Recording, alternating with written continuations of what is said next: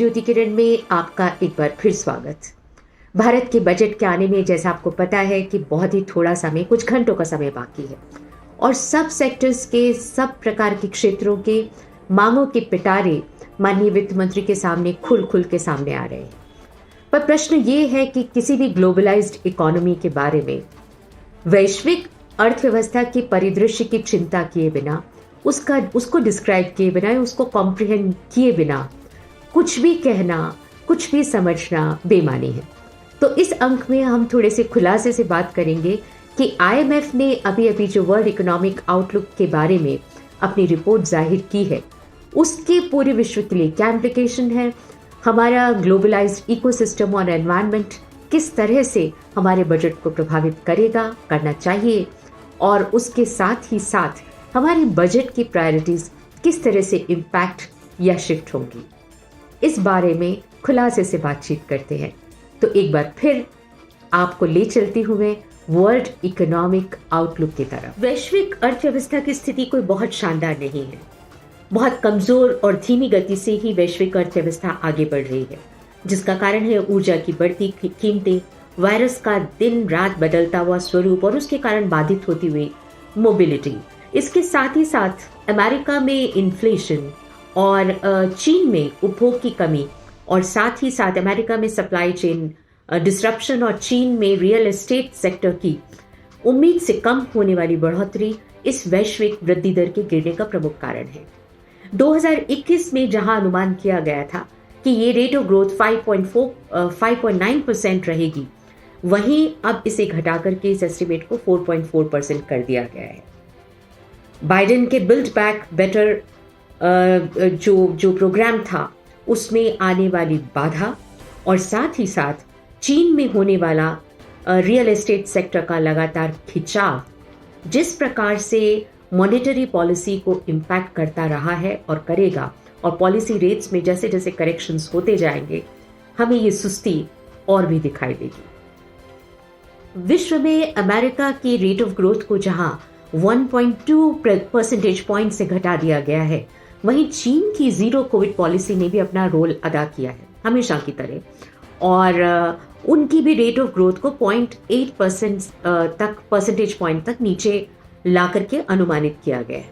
अब इस सब के बाद जो विश्व की वैश्विक वृद्धि दर है 2023 में, वो केवल 3.8 ही रह जाने वाली है, और वो भी तब जबकि वायरस इसको और अधिक प्रभावित ना करे और नए नए वेरिएंट्स ना आए और विश्व में स्वास्थ्य की समस्या का विकट और विकराल स्वरूप जो हमें पहले देखने को मिला है, वो अब न मिले। विश्व भर में सप्लाई चेन डिस्ट्रप्शंस, ऊर्जा की कीमतों में लगातार चलने वाली वॉलेटिलिटी और उसके साथ साथ स्थानीय वेज रेट्स में होने वाले इजाफे ने जहां इन्फ्लेशन की दरों को लगातार प्रभावित किया है, वहीं यह भी स्पष्ट है कि अब लगातार मौद्रिक और पॉलिसी रेट्स में विकसित देशों में तुरंत सुधार होगा, करेक्शंस होंगे, और उन करेक्शंस के साथ साथ विश्व की मार्केट्स, विश्व की ट्रेड और विश्व में होने वाली जो खास करके कर्जे में डूबी हुई अर्थव्यवस्था है, उनकी फाइनेंशियल स्पेस भी कमजोर होगी, और उन्हें जो मौद्रिक नीति का, जो पहले क्रेडिट ईजिंग का लगातार फायदा मिल रहा था, वो भी अब नहीं मिलेगा। तो दो तरह की प्रॉब्लम है। एक तो ये कि जो मुद्रा नीति है, मौद्रिक नीति है, उसकी इफेक्टिवनेस या उसकी जो कहना चाहिए कि उसको काम में लेने का जो तरीका है, वो पहले से रिस्ट्रिक्ट होगा। और दूसरा, साथ ही साथ फिस्कल स्पेस जिसको आप कहेंगे, जिसे राजकोषीय नीति हम कहते हैं, उसके लिए भी जो लेग रूम है या जो स्पेस है, वो घटेगी। तो ये दोहरी मार जब पड़ेगी, तो किस प्रकार बजट या राष्ट्रीय अर्थव्यवस्थाएं इस चीज को अपने भीतर समाहित करते हुए तब भी लोक कल्याणकारी बजट कैसे देंगी, ये काफी बड़ा चैलेंज है। ऐसी स्थिति में आवश्यक था कि विश्व में भौगोलिक और स्ट्रेटेजिक तनाव या जियोपॉलिटिकल तनाव जिनको कहते हैं, वो न बढ़े। लेकिन ऐसा कहाँ होता है? आदर्श स्थिति में तो दुनिया जीती नहीं है ना। विश्व के लगातार बढ़ते हुए सामरिक भौगोलिक तनाव भी इन टेंशन्स को या आर्थिक टेंशन्स को बढ़ाने वाले साबित होंगे। अब इस सब परिदृश्य में जहां विश्व की अर्थव्यवस्था कंपैरेटिवली सिकुड़ी हुई है, क्रेडिट ईजिंग की दिक्कतें आने वाली हैं, फाइनेंशियल लेग स्पेस कम होने वाला है और साथ ही साथ विश्व में बढ़ती हुई मजदूरी की दरों के बीच में अनएम्प्लॉयमेंट और बहुत बड़ी, जिन्हें मैं कहूंगी कि अनप्रेसिडेंटेड हेल्थ चुनौतियां भारत के समक्ष हैं। ऐसी स्थिति में आप जो सेक्टरल बजट्स की कल्पनाएं कर रहे हैं, ये मुझे लगता है कि नॉर्मल स्थितियों से अलग होनी चाहिए थी। जैसे कुछ लोग लगातार इनकम टैक्स की दरों के विषय में बात कर रहे हैं। बहुत सारे और सेक्टर्स हैं जो छोटे और मझोले उद्योगों को और अधिक ईज देने की बात कर रहे हैं। कुछ सेक्टर्स ऐसे भी हैं जहां से ये मांग उठ के आ रही है कि केवल कृषि पर सब्सिडी बढ़ाती जानी चाहिए, और कोई सेक्टर्स हैं जहां ये मांग बढ़कर आ रही है कि जो सरकारी कर्मचारी हैं उनके अलग अलग प्रकार के वर्क फ्रॉम होम के भत्तों को बढ़ा देना चाहिए। दूसरे सेक्टर से ये भी अनुमान आ रहा है कि हमें इनकम टैक्स में जो हम कटौती देते हैं उन दरों को बिल्कुल बदल देना चाहिए और इस तरह से रैशनलाइज करना चाहिए कि मध्य वर्ग को लाभ हो। महिलाएं लगातार ये भी कह रही हैं कि गैस के सिलेंडर्स की कीमतें कम होनी चाहिए। ये विश लिस्ट इतनी लंबी है। फाइनेंशियल सेक्टर के और फिनटेक सेक्टर के अपनी एक लंबी डिमांड्स हैं जो कि आप अखबारों में लगातार पढ़ ही रहे होंगे। इसके साथ साथ मजदूर वर्ग के, संगठित मजदूर वर्ग की भी अपनी डिमांड्स हैं। इनफॉर्मल इकोनॉमी के बारे में बहुत अधिक वेरिड डिस्कशंस हम कर चुके हैं और बहुत सारी बातें हुई। उनके अपने अलग तरीके के लेबर लॉज के लागू करने और नहीं करने के संबंध के डिमांड्स हैं। बजट में एक प्रकार का नीति पत्र देश के लिए जरूर पेश किया जाता है, लेकिन ये नीति पत्र किसी एक वर्ग के लिए नहीं होता, ये सब वर्गों के लिए होता है और अंतर्राष्ट्रीय स्थितियों को देखते हुए होता है। बजट, ये नीति पत्रक देश भर के लिए होता है। इसलिए मेरा आपसे ये कहना है कि आप व्यक्तिगत चीजों के लिए या व्यक्तिगत मांगों के ऊपर उठकर इस संकट काल में देश के लिए मांगिए। देश के लिए मांगिए। अपने लिए तो सब मांगते हैं, लेकिन आप देश के लिए मांगिए। वर्ग के लिए मत मांगिए, जाति के लिए मत मांगिए, एक विशेष प्रकार की व्यवस्था के लिए मत मांगिए, व्यवस्था से प्रभावित होकर मत मांगिए, नेसेयर से प्रभावित होकर मत आलोचना कीजिए। आप मांगिए तो देश के लिए मांगिए। की अर्थव्यवस्था को 2024 तक 440 बिलियन का नुकसान होने वाला है। उस नुकसान की भरपाई कैसी हो, उसके लिए मांगिए। आप ये देखिए कि देश में 1.5 मिलियन स्कूल्स जो कि अब आज की डेट में खुल करके बच्चों को पढ़ा देने की स्थिति में नहीं है, उनकी वजह से 247 मिलियन बच्चे प्रभावित हो रहे हैं। पूरी की पूरी जनरेशन जिसकी एजुकेशन इम्पैक्ट हो रही है।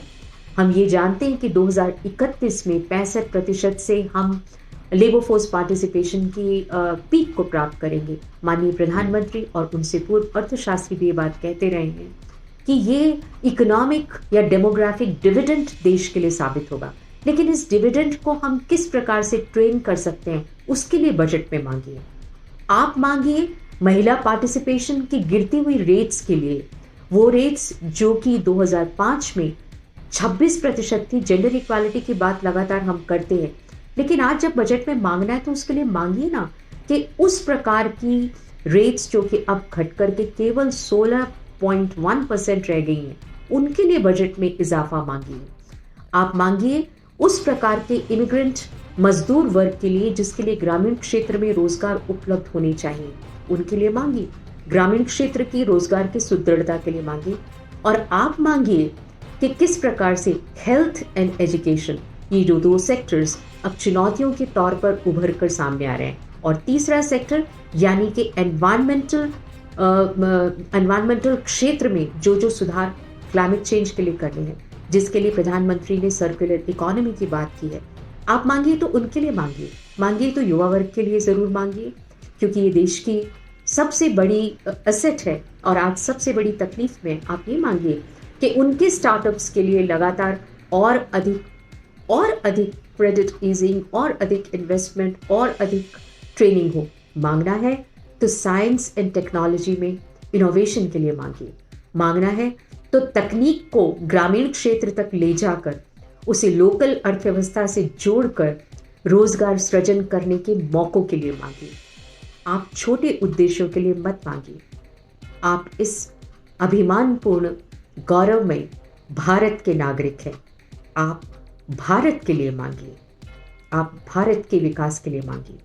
विश्व भर ने आज भारत की को एक आर्थिक शक्ति के तौर पर न केवल स्वीकार किया है, लेकिन सारे के सारे एस्टिमेट्स, मैं केवल IMF के एस्टिमेट्स की बात नहीं कर रही, मेरे पास गिनाने के लिए कम से कम 7 एस्टिमेट्स हैं, लेकिन ज़्यादा तकनीकी तौर पर मैं बोझिल नहीं करूँगी। भारत की अर्थव्यवस्था को आज विश्व स्वीकार कर रहा है, लेकिन हम ऐसे टर्निंग पॉइंट पे खड़े हैं जहां सोशल सेक्टर में होने वाली investment, capital investment, infrastructure investment, health and education investment और रीडिस्ट्रीब्यूटिव इन्वेस्टमेंट हमें लगातार एक उच्च कोटि की अर्थव्यवस्था के तौर पर कन्वर्ट कर सकते हैं। हमें ये ट्रेजेक्ट्री अगर शिफ्ट करनी है तो हमें एक वर्ग के लिए नहीं मांगना होगा, एक क्षेत्र के लिए नहीं मांगना होगा, एक जेंडर के लिए नहीं मांगना होगा, एक रीजन के लिए नहीं मांगना होगा, हमें देश के लिए मांगना होगा। और देश के लिए मांगने की 3 महत्वपूर्ण क्षेत्र जिनको मैं इंगित कर चुकी हूँ, फिर से करूंगी। शिक्षा के लिए जरूर मांगिए, स्वास्थ्य के लिए जरूर मांगिए, महिला पार्टिसिपेशन रेट रोजगार में बढ़े, जेंडर इक्वालिटी और सुरक्षा बढ़े, उसके लिए जरूर मांगिए। युवा वर्ग के लिए स्टार्टअप्स और उन नीतियों में और अधिक शानदार तरीके से रिसर्च एंड इनोवेशन हो, उसके लिए ज़रूर मांगिए। आप भारत के लिए मांगिए। नमस्कार। राइट एंगल विद ज्योति किरण में इस बार इतना ही। उम्मीद है आपको मेरा ये एपिसोड पसंद आया होगा, और अगर पसंद आया है तो आप मेरे चैनल को सब्सक्राइब कर ही रहे। नमस्कार। अगले अंकों में बजट की समीक्षा के साथ मिलेंगे। तब तक नमस्ते।